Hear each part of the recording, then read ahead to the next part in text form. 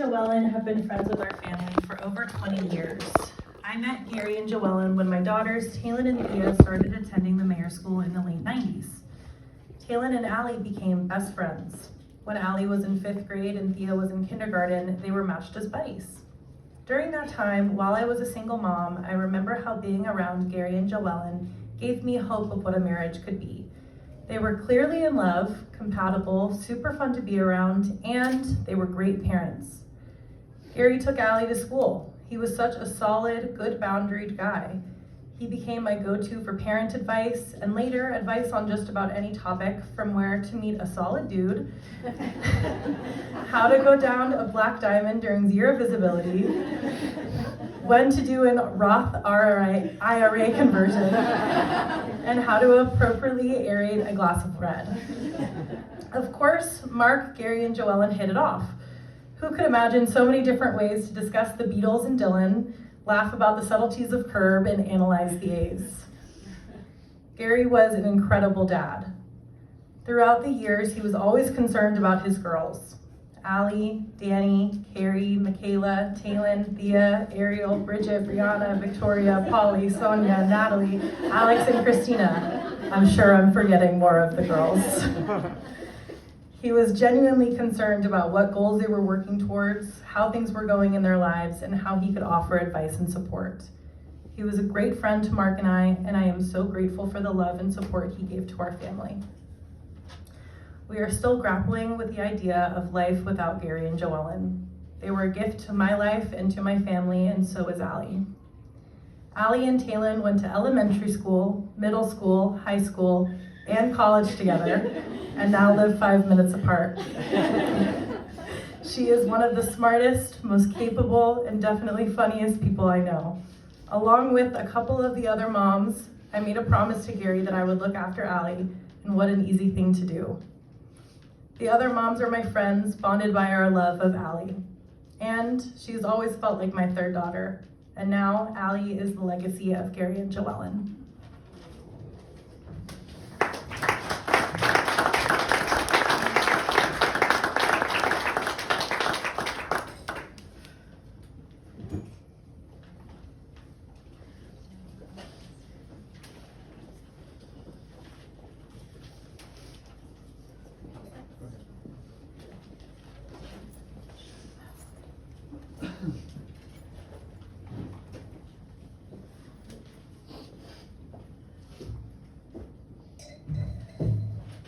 Hard to follow all these emotional remembrances of Gary. I'm Mike Culler. Gary was one of my best friends. We got to know each other when our girls were in middle school at Stanley and found we shared a lot of common interests. We both loved to read and shared many books back and forth over the years. Gary was a terrific athlete, and he used to windsurf in the bay, if you can imagine that. We skied together a few times. He was about the best skier I ever skied with. I usually ended up skiing with Allie. He also loved sports, and we went to the A's games with him and watched the 49ers and Warriors on TV.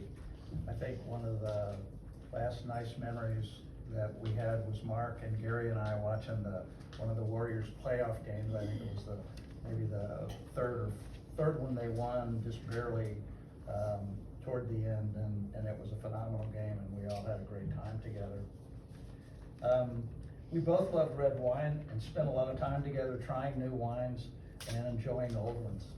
Some of the best wine I've tasted were some of the older bottles of Gary's wine that he had aged, the Turleys, Infidels. We used to really have fun with those.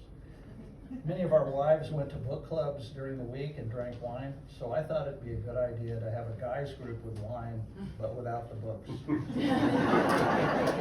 When I started our wine group 12 years ago, Gary was one of the first friends I invited to join. He was a solid member of the group, often introducing us to new wines we hadn't tried and offering us deals to buy discounted wine with him. Whenever the group tasted a wine made in France compared to the same grape made here in California, he would always bring the French one, and it would usually come in last. Our tastes were spoiled by the fruity California wines, but he wanted to introduce us to something we weren't exposed to. We also both loved music and went to many concerts together and shared a lot of music. We saw the Rolling Stones, The Who, Steve Winwood, Paul McCartney, and many others together.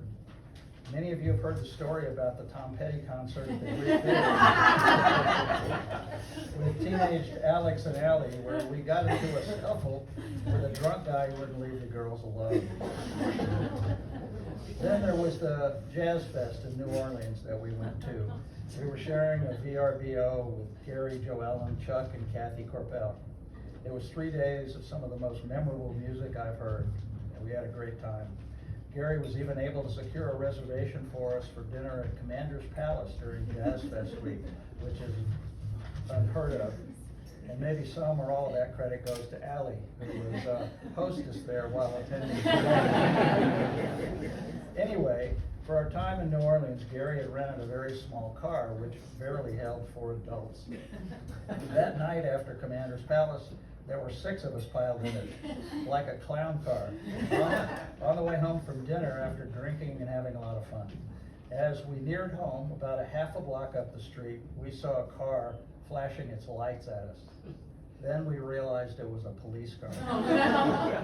Uh-oh, we're gonna get arrested for all of us piling in this car and being half drunk. The police car pulled up beside us and Gary rolled down his window. The policeman said, "Could you please turn your headlights on?" Whoa, what a relief. We really felt like we dodged a bullet. Gary loved to travel and had been to a lot of exotic places with Joellen and some with Allie. He'd been to Thailand, Cambodia, Africa, and Machu Picchu. They took Allie on the Machu Picchu trip during her spring break, although she would have much rather been in Maui with the rest of Lafayette. Gary was always interesting and had great stories to tell. He was one of the smartest people I know, and he had a great sense of humor and a passion for European history. He was very generous with his time and his knowledge, teaching high school AP history courses, helping his nieces choose college, and his friends get jobs. As Irving Berlin said, "The song is ended, but the melody lingers on." He was my good friend, and I miss him.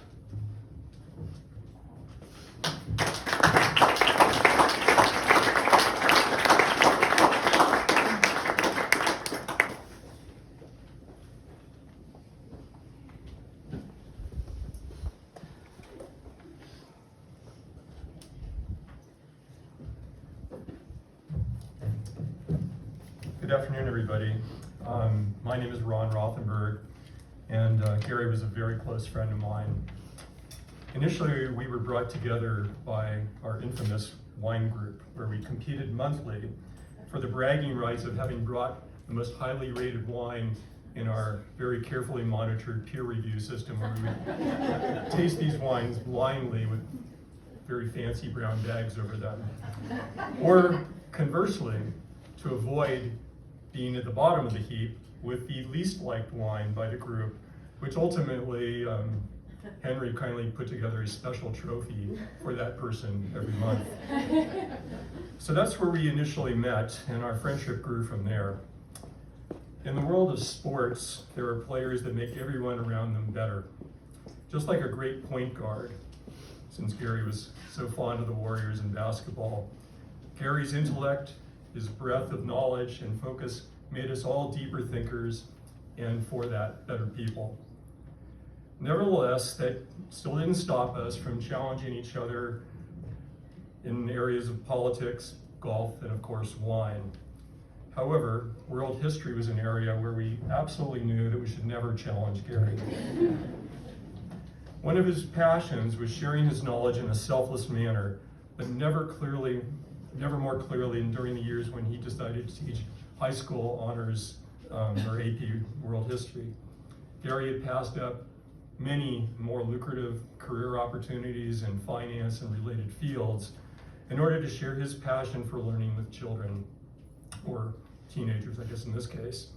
And as expected, and as mentioned earlier, he became a rock star at the high school, and he was loved by all his students.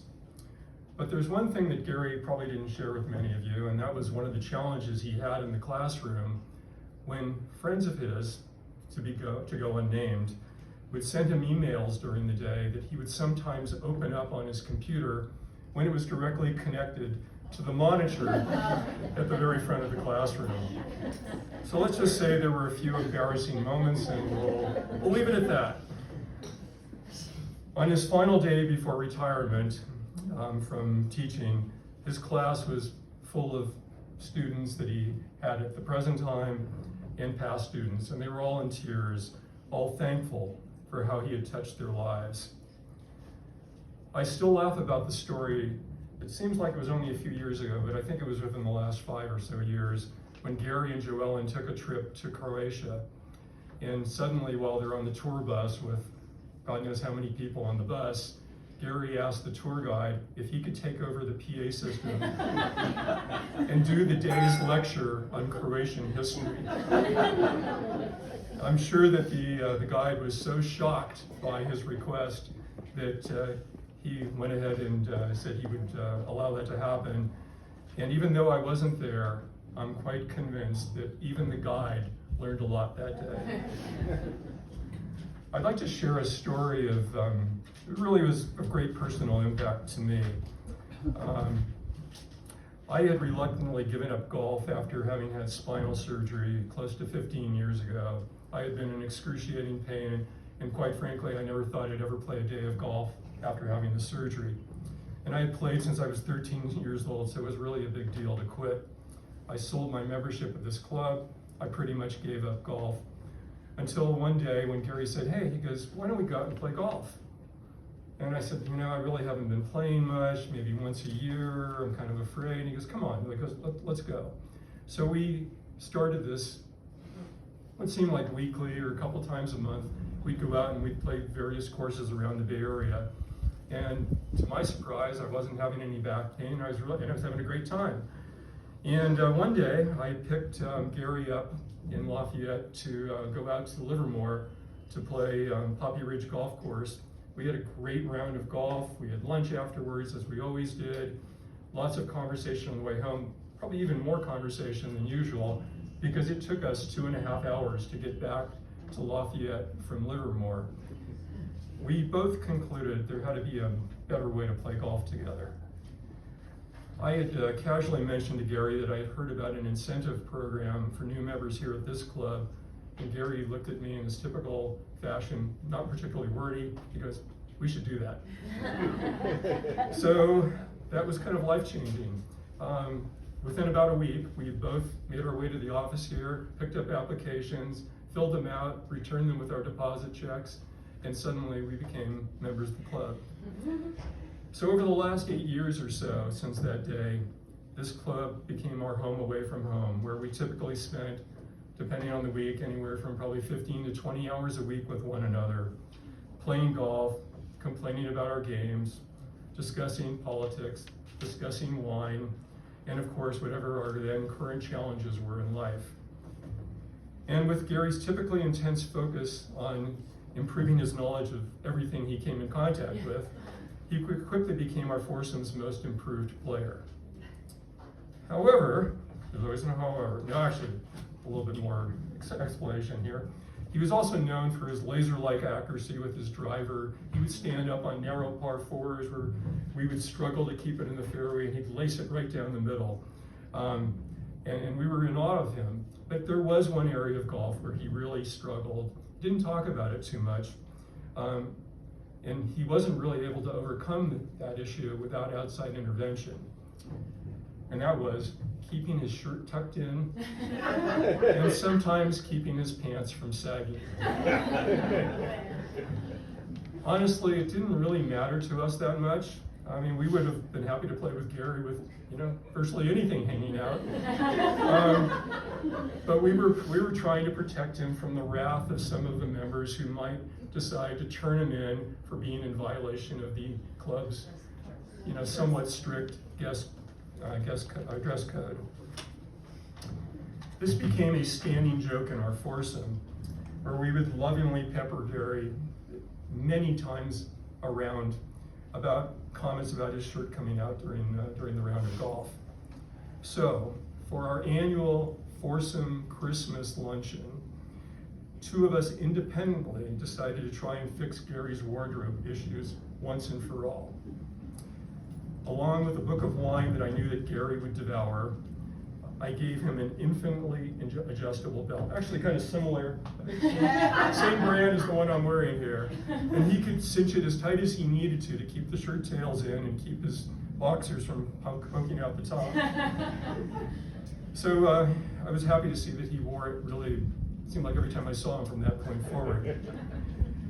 Our good friend and golfing partner, Mark, who I think he's back there someplace, got even more creative, and somehow, I have no idea how Mark found this, but he found a men's golf shirt with a snap crotch. To some people known as a onesie.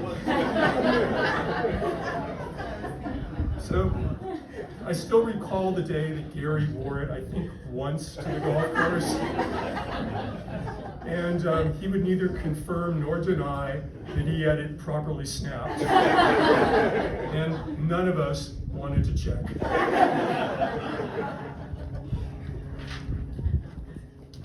We need to come back to wine, since that was central to our friendship as well. Our wine founder, Mike, graciously hosted a weekend trip to his place on the Santa Cruz coast one weekend, where we tasted wines. We stopped at the winery on the way down. We all brought great wines. We had a wonderful dinner. And Gary and I, at some point, perhaps before we even went down there, decided that we should room together. But I didn't realize we would be sharing a trundle bed. And somehow I lost the coin flip, and I ended on the pull-out section of the trundle, literally at Gary's side, about 2 inches off of the ground. And the worst part is that Gary stepped on me multiple times during the night as he got in and out of bed. And the next morning, in typical Gary fashion, he claimed not to remember any of this and blamed it on the night's festivities.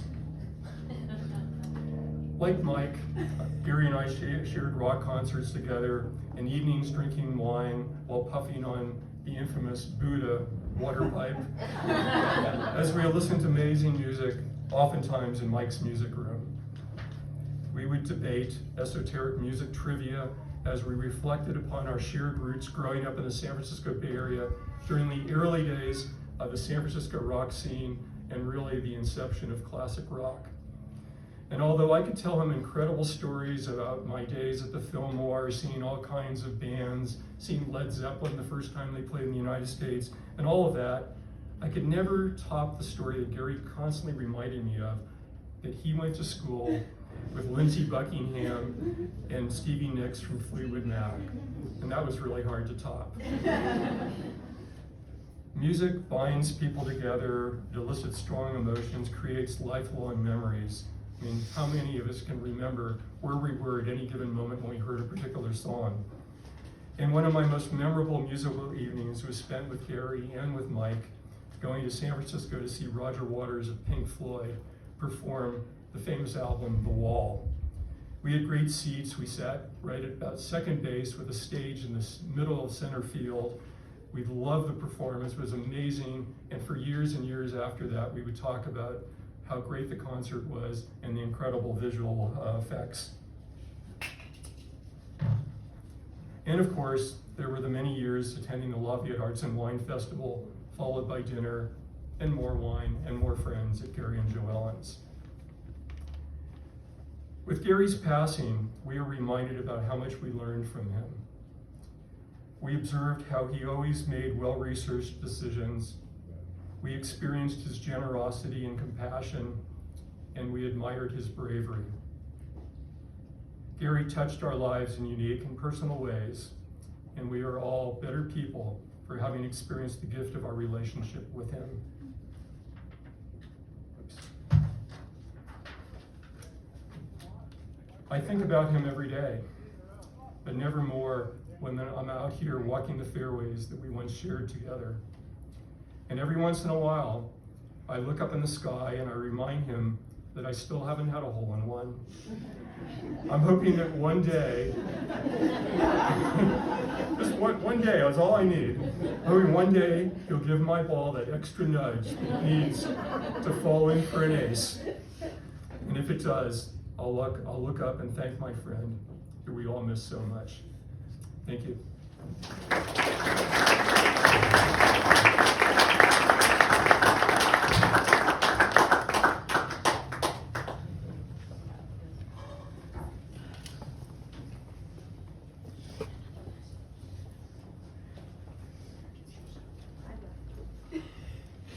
Hi, I'm Bonnie O'Neill, and I absolutely loved Gary and Joellen. Follow up on something that Ron said. When we were at the Roman Coliseum, Gary took over as the tour guide there as well. So mine's gonna have a little bit of a different slant, so just indulge me for a few minutes while I talk about a phrase. It's one that no doubt evokes a different meaning for each person here today. Taken the wrong way, it might be a little bit cringy. It is, till death do us part. For some, it's simply a movie title, not a great movie. Others may think of it as being owned by Shakespeare. In fact, these exact words never appeared in his work, but they have that feel. These words from the Book of Common Prayer are also not solely owned by marriage vows, but they have that feel. I suggest that these words are also owned by all of us here today. We are all here today until death do us part. We are friends and siblings and neighbors and co-workers and parents and children and aunts and uncles, nieces and nephews, ski buddies, wine buddies, golf buddies, buddy buddies, a rock star grandmother, and a beautiful daughter. All here together until death do us part. All brought together by two entirely remarkable characters. But you know, Gary and Joellen even leveled up that phrase to a premise. When Joellen went off to her imaginary Bruce Springsteen concert in the sky, albeit way too soon, Gary, of course, went off to find her, because great love defies even death. And so does great friendship. Their friendship was like a pot of gold. Man, if you had it, you hit the lottery. I was so lucky on our travels through life, from the Mayor School through Stanley and Acalanes. And after that, it just morphed. I couldn't believe it when Gary asked me to accompany them on that AP tour with those students to Europe. Little did he realize that, and honest to God, Joellen and I needed the chaperones. We were a handful. And then, there were the late nights on the deck in Lafayette. There was this thing that would randomly occur, which most of us have heard.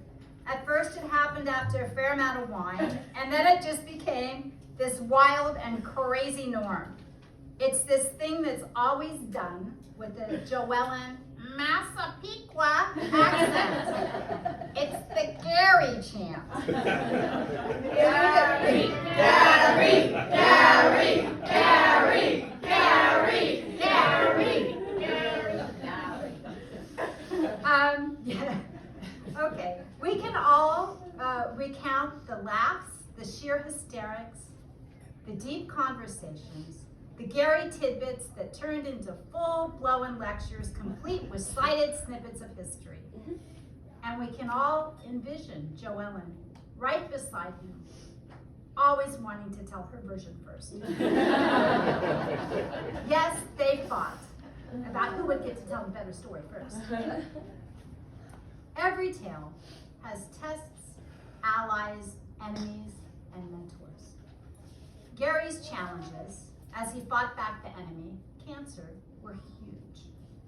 as were Joe Owens. His allies are all around us today. His buddy chefs, Annette, who swooped in the last week to care for him with Allie, Blair, who performed some remarkable brotherly feats, and always good friends. Terry and Mark were there to comfort. Ruth, always ducking in and out with her smoothies and muffins. Yes, Desta, ever present. And Allie's steadfast crew. I mean, it was mentioned before, but I mean, that crew was his pride and joy. He just loved the girls so much. What a crew they were.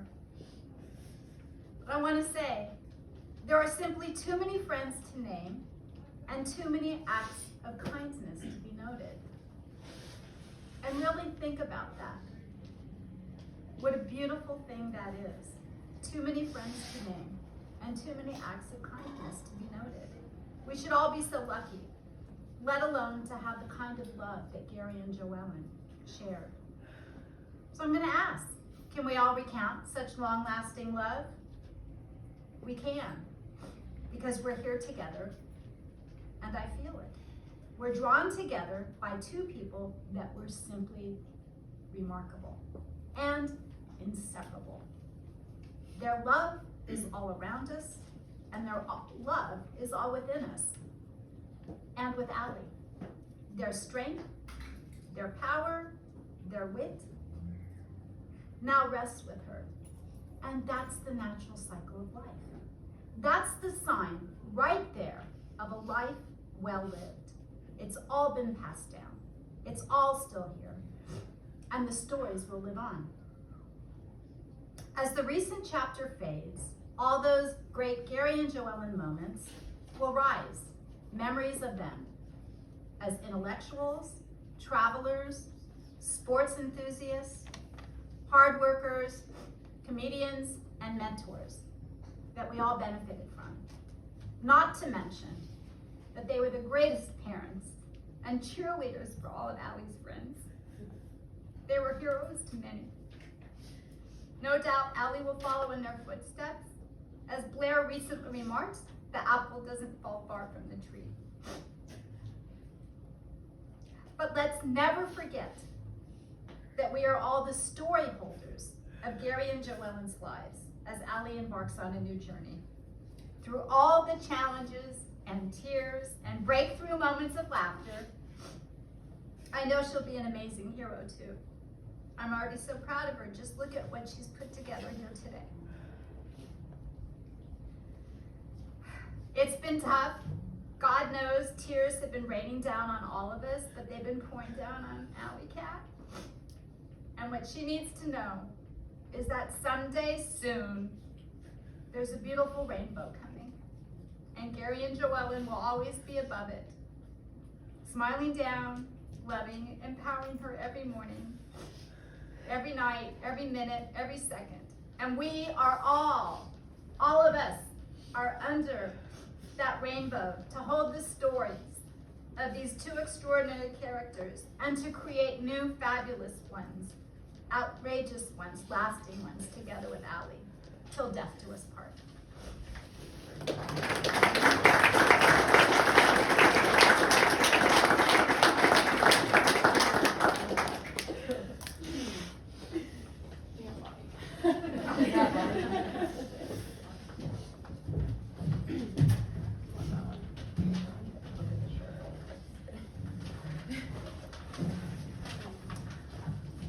Hi, I'm Tay.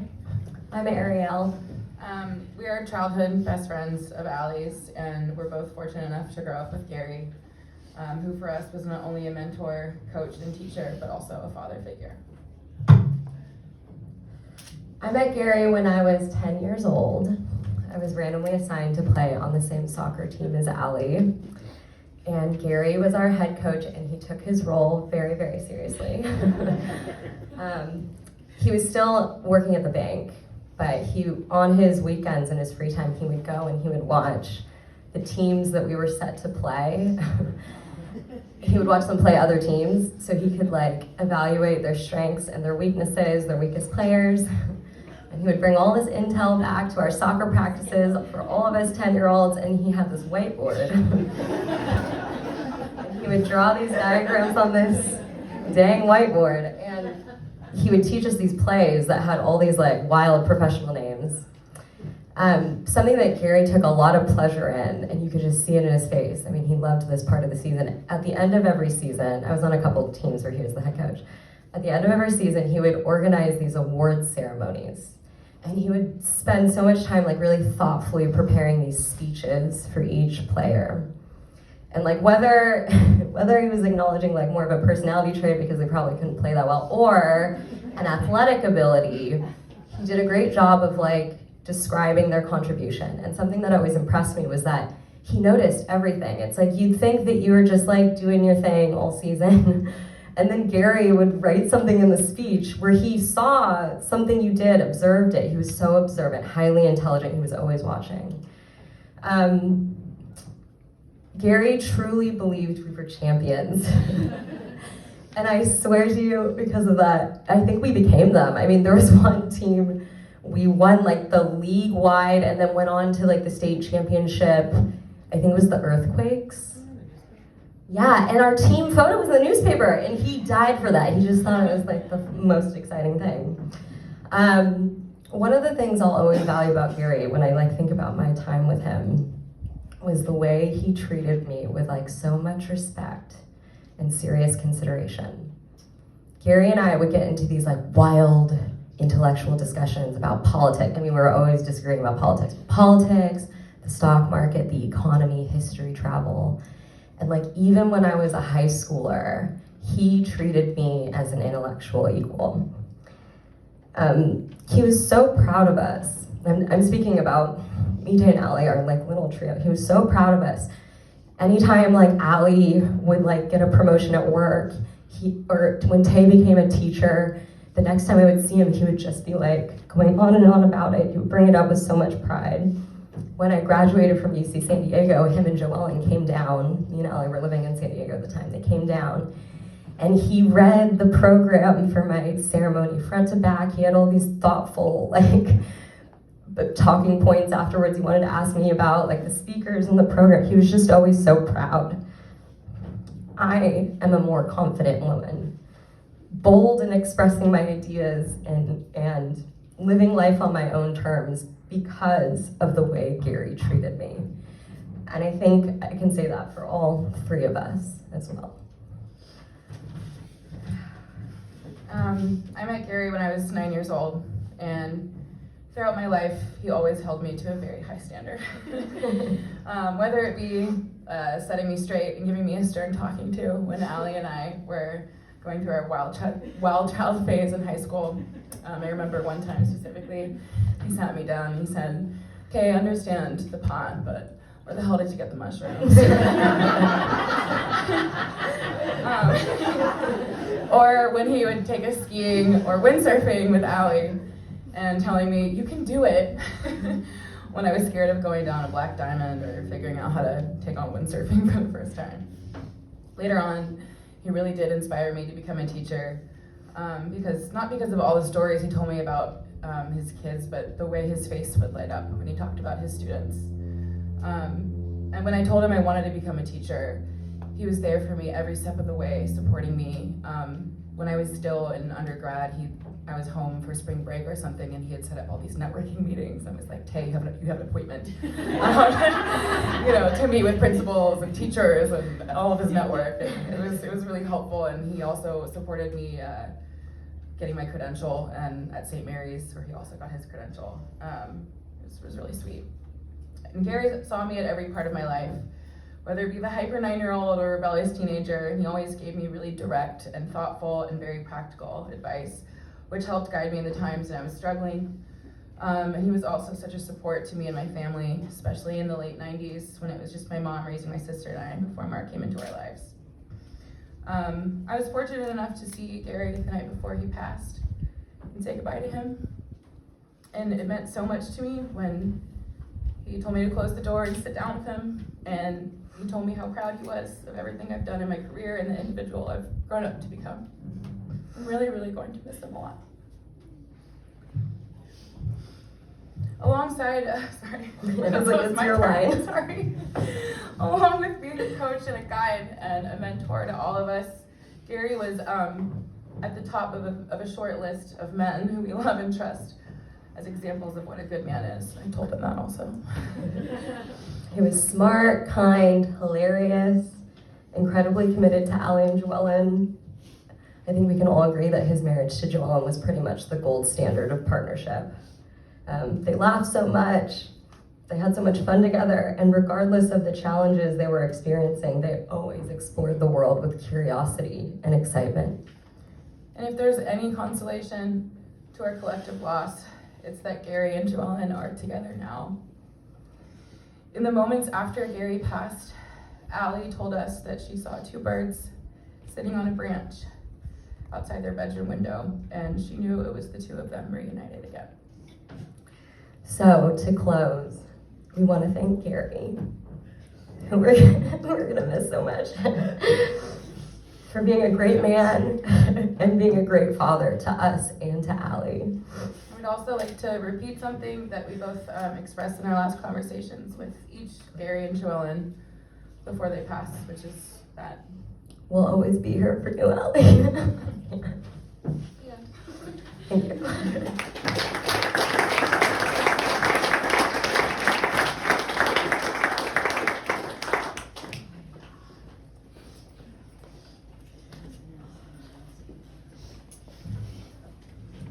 Okay. Is there anyone else that would like to say something before we move to music and move to close? Please. I know it's warm. Use those programs as fans and hang out.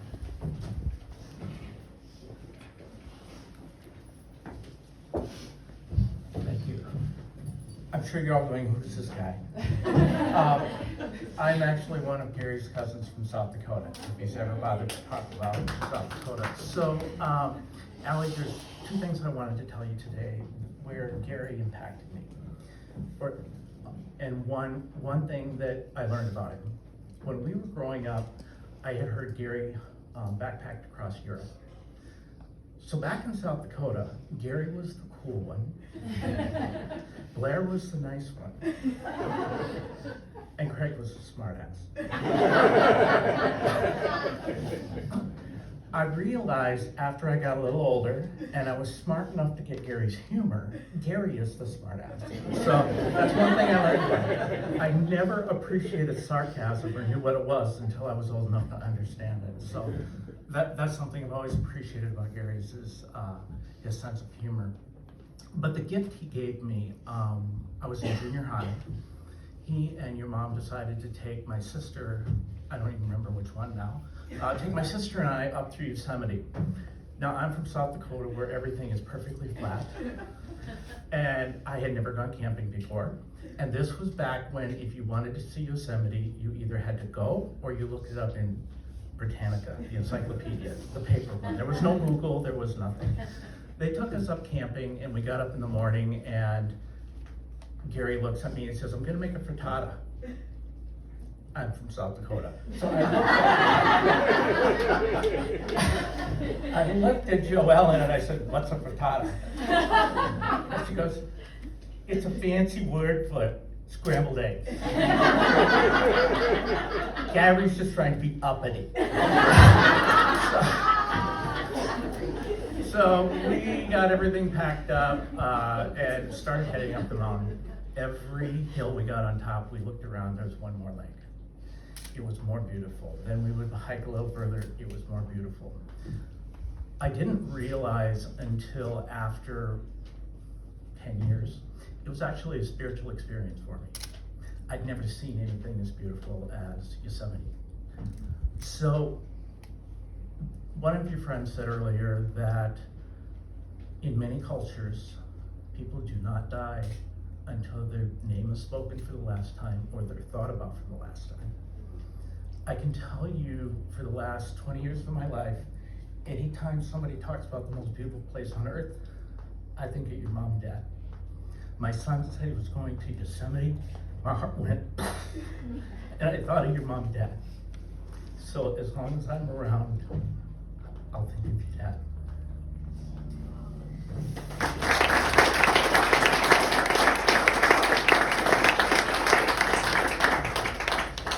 Thank you so much for that.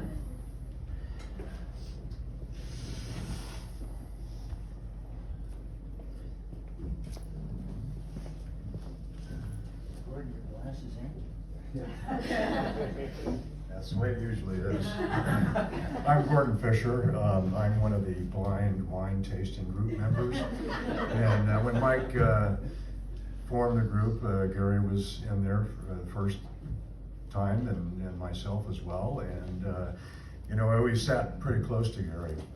And when we got done turning our score sheets into Mike, and he gave them back, we would always look at our comparisons. And Gary and I were always pretty much aligned. And although, as Ron says, once in a while, you know, I was number one, and you know, he'd be 6, or he'd be 6 and I'd be number 1, and so he'd be off, but that was pretty rare. But most of the time, we just figured that the rest of the group was way off on what their scores were, anyways. But you know, when I came in today, I made it back to the table back here with the pictures, and Allie did a great job back there. And I happened to notice one of the things, which was the book from Clear Lake. And you know, we had a great time up there. Took the wine group up, we did wine tasting, did ATV riding, did some shotgun shooting at clay pigeons. And Gary was just, you know, happy as can be, and had a lot of fun up there. And we went up another time. I took Henry up and Gary, the rest of the guys couldn't make it. And we again kind of did some wine tasting and ATV riding, and I just remember one thing. And this last weekend I took my dad out, and my dad isn't much for compliments.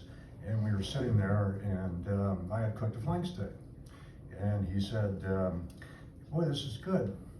And so it reminded me when we were up there, Henry, Gary was sitting there, and I did flank steak that night, and I think he went back for second or thirds, and he turned to me and said, "This is the best flank steak I've ever had."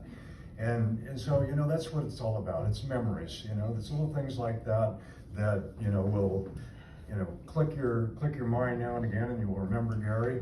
And he's a great guy, and I'll miss him, and my glass is empty, but it had red wine in it, so to Gary. Thank you.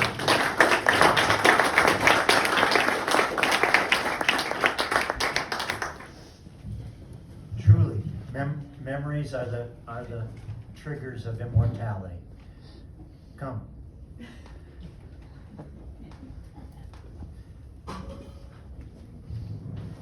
Everybody's got one, huh?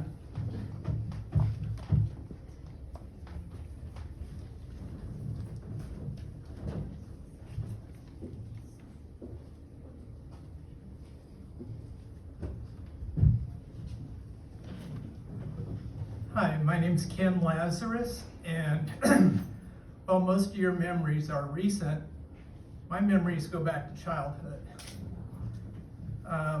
We grew up together. We went to Fremont School, Hillview School, Menlo Atherton School together.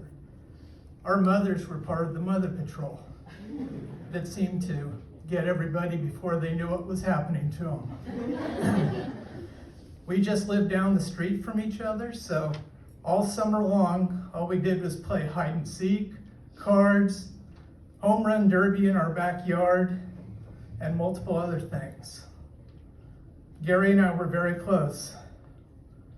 And although most of our history is very old, we actually were roommates in college for a year at Fresno State. And Gary wanted desperately to go to a UC campus, so he ended up going on to UC Davis.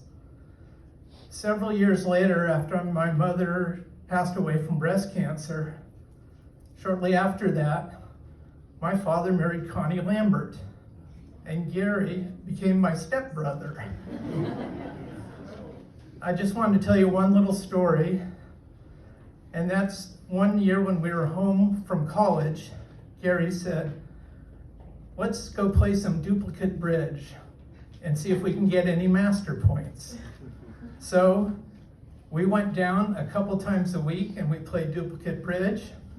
And whether we were really fly by night, but it was really fun when we set some husband and wives and they didn't make their contract and they'd start yelling at each other.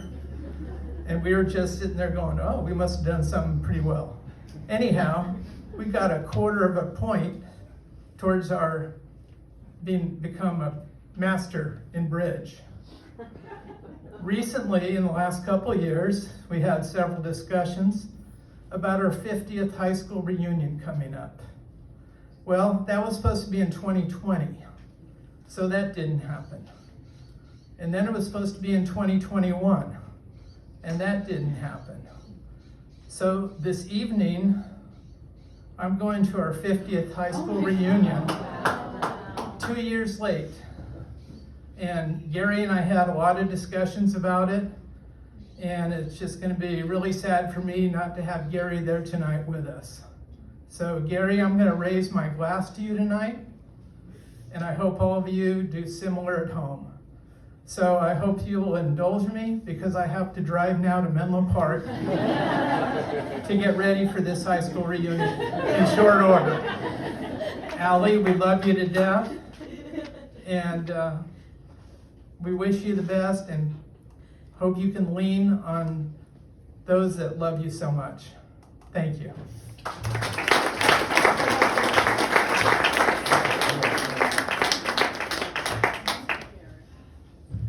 I love this. This could go on and on. Anyone else? Jay, Mark? We got a song.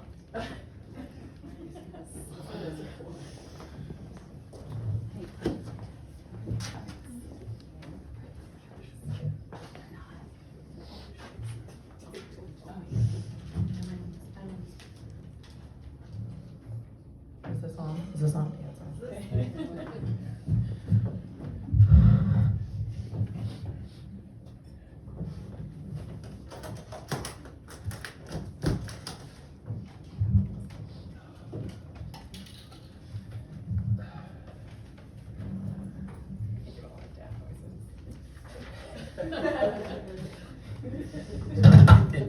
Sorry, just occurred to me, if you know the Lamberts, you know they both shared a particular love for a group from the 60s.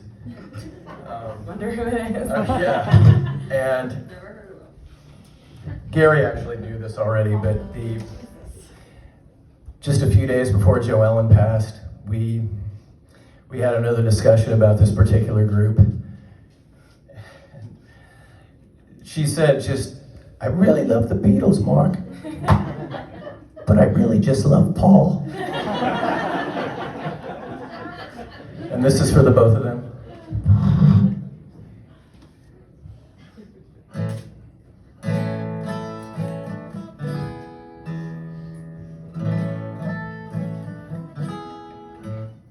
There are places I remember all my life, though some have changed, some forever and not for better. Some have gone and some remain. All these places have their moments with lovers and friends I still can recall. Some are dead and some are living. In my life I've loved them all, but of all these friends and lovers, there is no one compares with you. And these memories lose their meaning when I think of love. There's something new, though I know I'll never lose affection for people and things that went before. I know I'll often stop and think about them. In my life I love you more.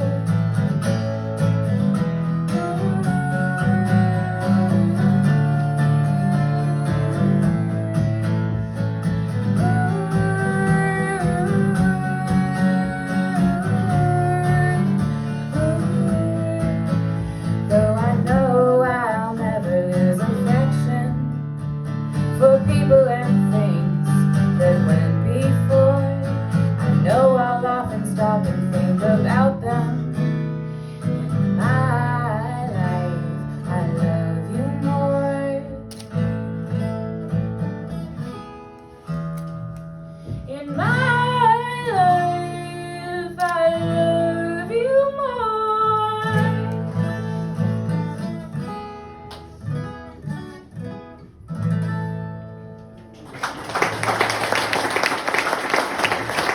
Thanks, everybody. Gary would want me to say that the bar is open and drink. And there is also food that will be out as well. And have a good time and enjoy each other's company. Thanks. Thank you.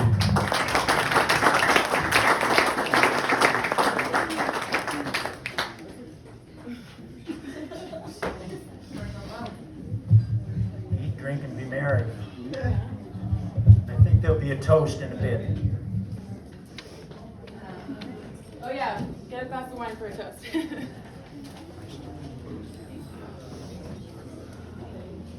You're good, you're good. Delete. How you doing?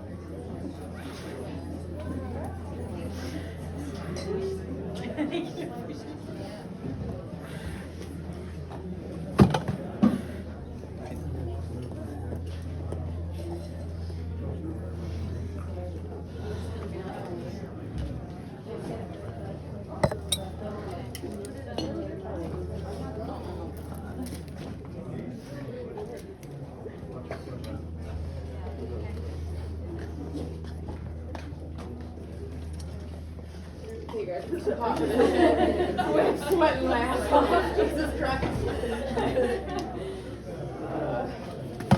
Oh, music, right. Yeah. I'm on it.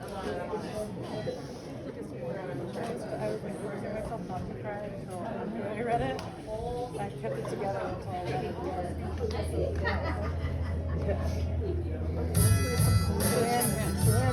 I know.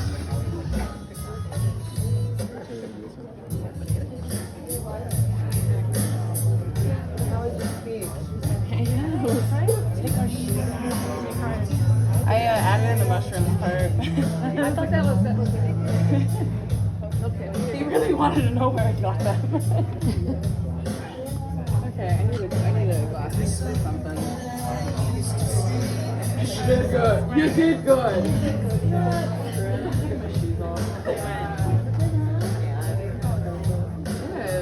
Good. Now you're true. Yeah.